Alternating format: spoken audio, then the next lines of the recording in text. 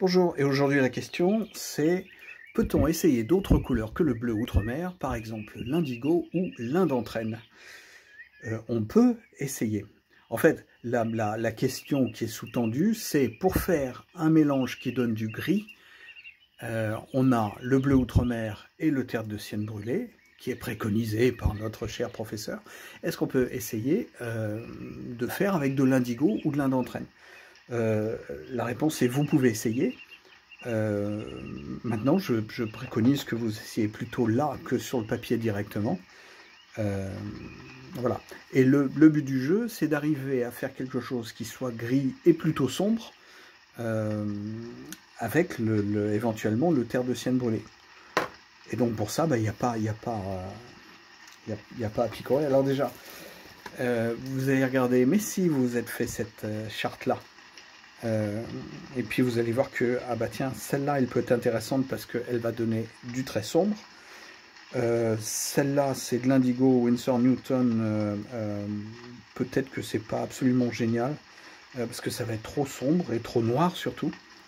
Là, c'est l'indigo de chez Van Gogh, et c'est pas très bien non plus. Et peut-être que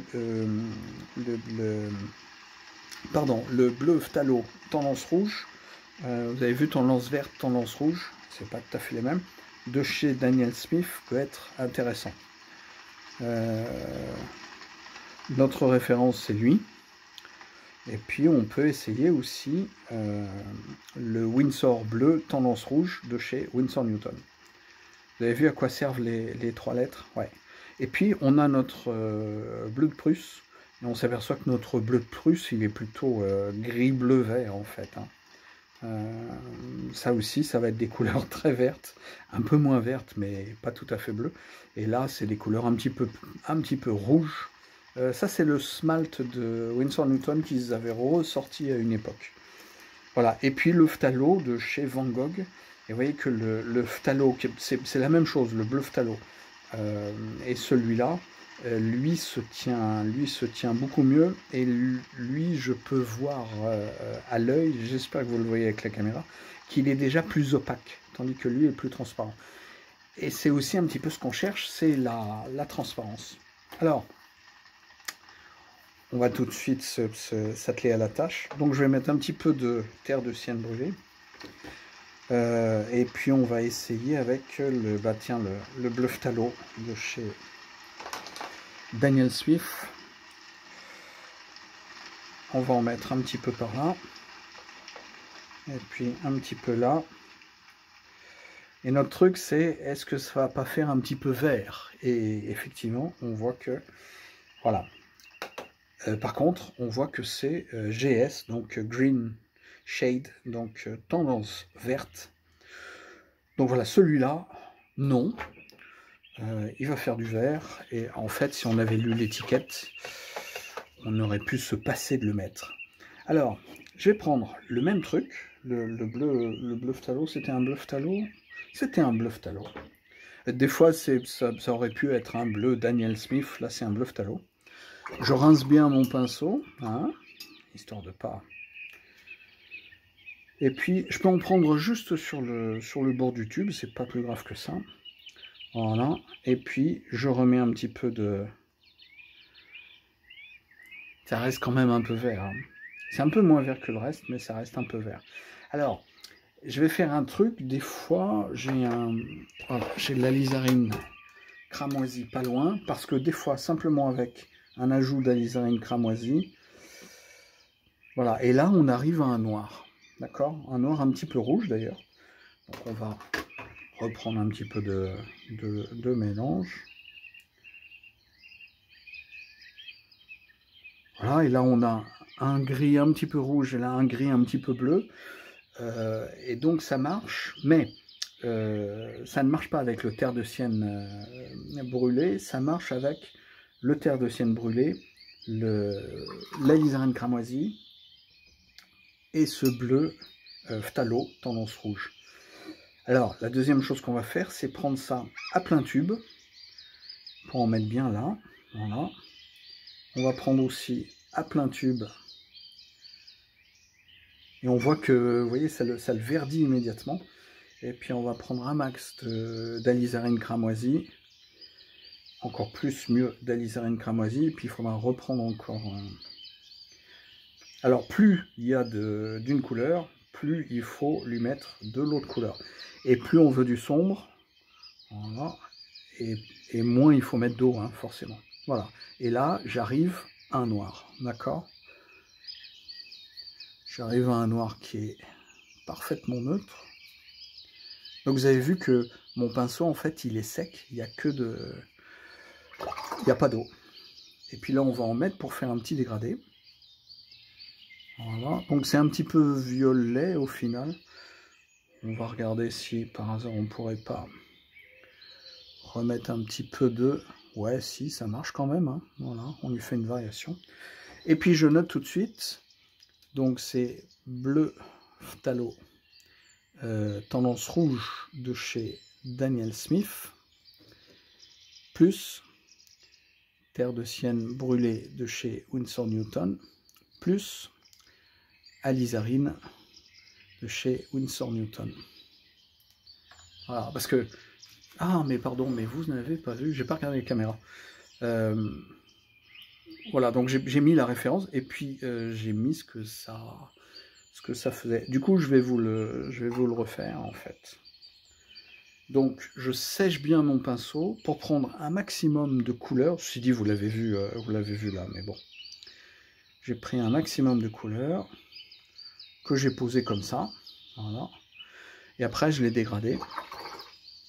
Donc, j'ai rincé mon pinceau, je l'ai séché un petit peu, mais pas trop.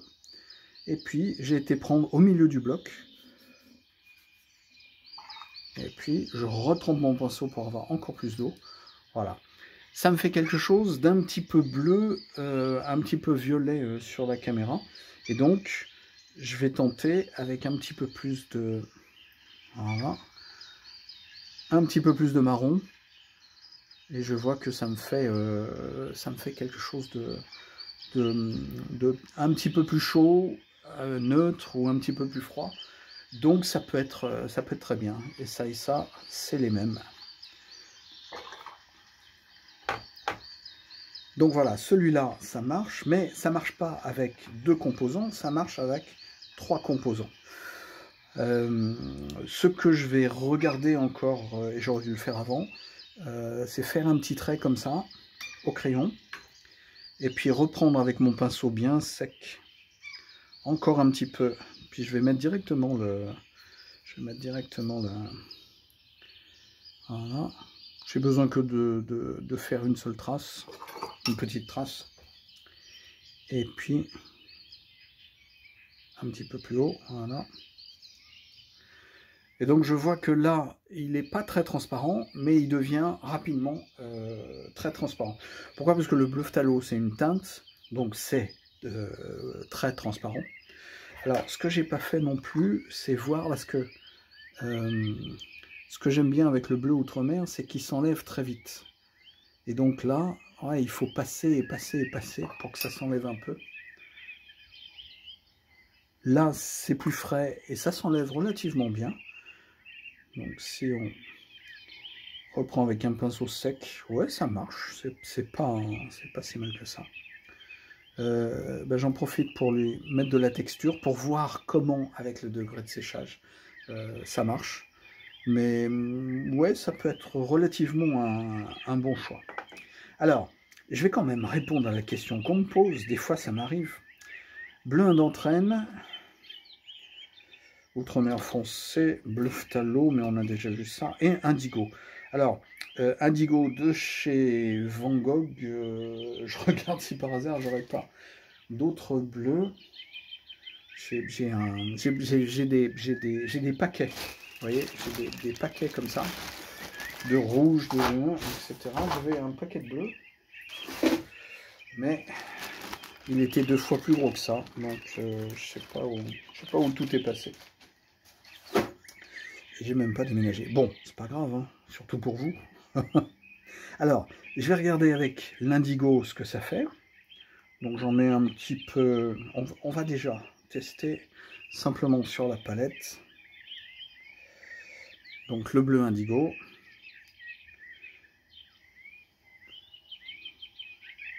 c'est un gris très très... Un gris un peu sombre, un petit peu sale même. J'essaie d'en prendre, alors comme le tube est sec, parce que je m'en sers jamais. Voilà. Là c'est à pleine charge. Et puis je vais lui mettre un petit peu de terre de sienne brûlée. Et on voit que ça fait un petit peu verdâtre, mais pas tant que ça quand même. Donc si je lui mets un petit peu d'alizarine pour le réchauffer, voilà, ça me fait quelque chose de... mais pour moi, il est moins intéressant parce qu'il est quand même très compact. Et puis dès qu'on le dégrade, il devient quand même très vert. Donc je vais voir si par hasard on ne peut pas le réchauffer un peu. Ouais, mais il passe tout de suite par le... Il passe pas vraiment par le noir, par le gris. Il va passer soit par le jaune marron, soit par le bleu vert. Parce qu'il a une tendance verte. Donc c'est... Je vais voir si en le prenant lui-même avec directement, comme c'est bleu-vert, on va peut-être pouvoir faire quelque chose de... Ouais, non, ça va être violet tout de suite. C'est ou bleu ou violet, et ça va difficilement passer. Celui-là, c'est un gris...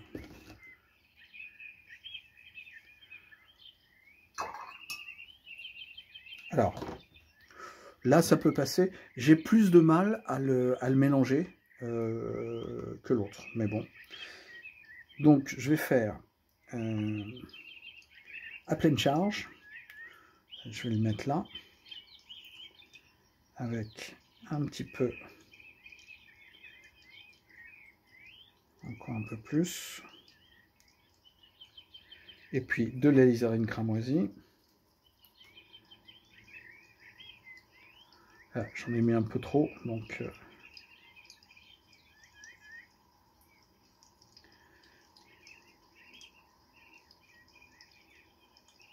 Donc ce que je vois, c'est que j'arrive moins bien à le mélanger que les autres. Mais par contre, voilà, il va faire quelque chose de très très sombre.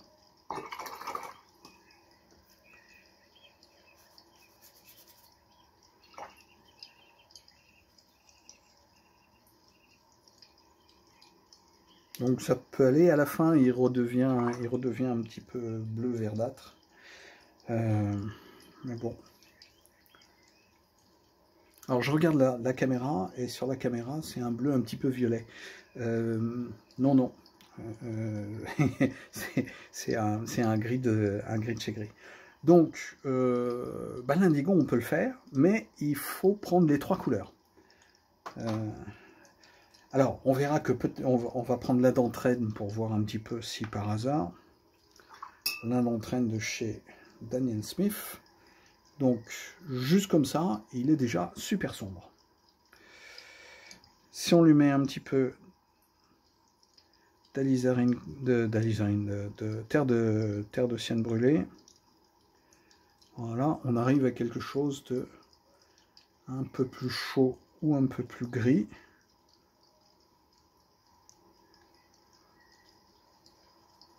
Ouais, donc ça marche un bleu, un noir froid, un noir bleu, un noir neutre, et puis un noir un petit peu chaud.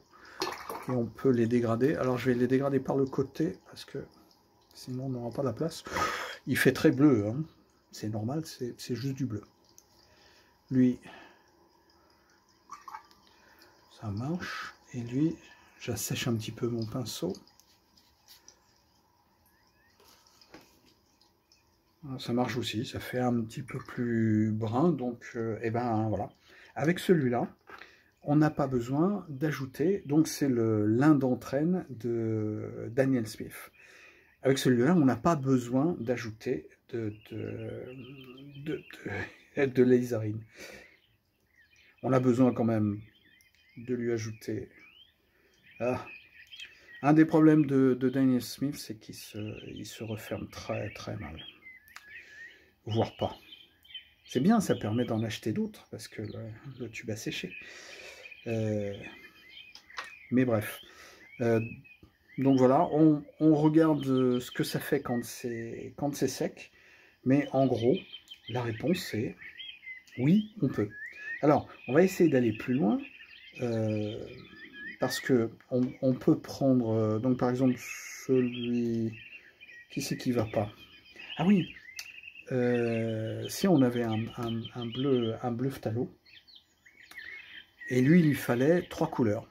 Donc on va voir si avec ce bleu phthalo qui est là maintenant, si on lui rajoute une autre couleur qui ne soit pas du terre de sienne brûlé, mais quelque chose d'un petit peu plus rouge parce il fait vert. Donc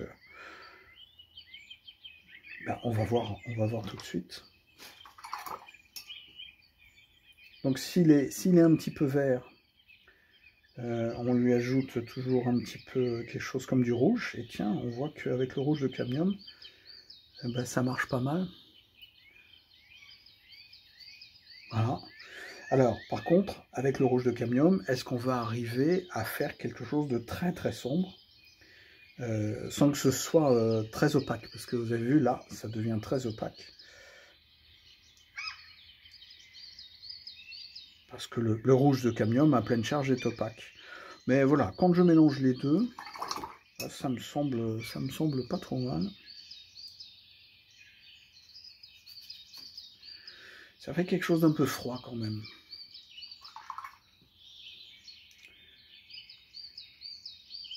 Alors je vais tenter de le réchauffer juste comme ça, sur un bout, comme ça on aura les deux.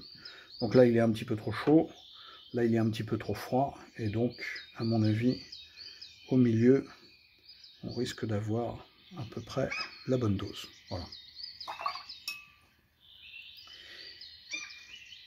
Donc en fait, on voit que oui, on peut obtenir les mêmes, le même gris avec d'autres couleurs. Alors je regarde aussi, et j'aurais dû le regarder avant, si c'est tintant ou pas. Donc là, je remets quelque chose.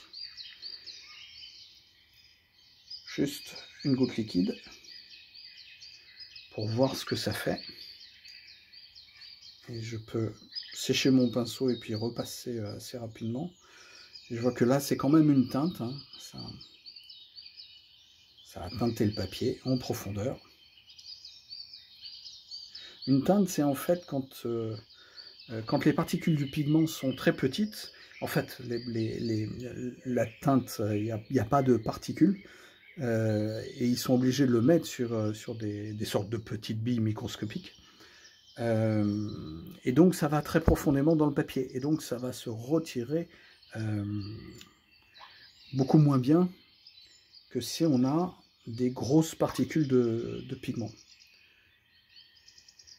Et le rapport entre le bleu outre-mer, qui est la particule la plus grosse, et les teintes, qui sont juste des petites billes microscopiques, c'est de 1 à 800. Donc c'est un hamster et une baleine, en gros. Là on peut un petit peu moins, avec le Daniel Smith. Donc c'était Daniel Smith, et c'était l'un d'entre elles. Hein.